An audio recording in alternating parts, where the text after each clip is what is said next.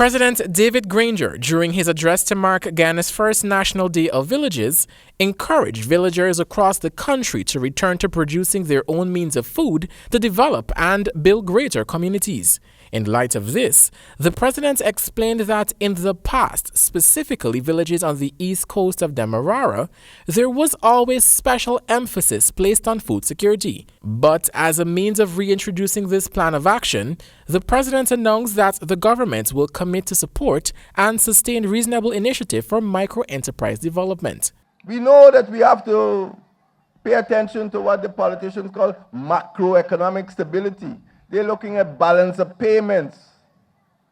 But we are looking at microeconomic stability, household development.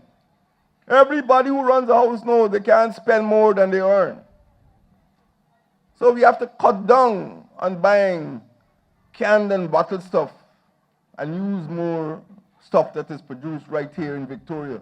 The president also spoke about the many health benefits of growing organic foods, while adding that it can also be a means of income to sustain and improve the lives of villagers. He also spoke specifically to poverty in many communities. So rather than jumping in a canter truck or jumping in a minibus and bringing stuff back into the village, let us start to produce, let us start to grow, let us start to sell right here the things that we produce.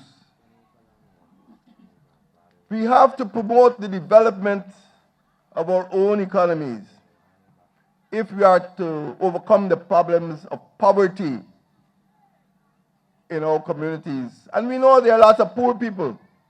We know there are lots of vulnerable people.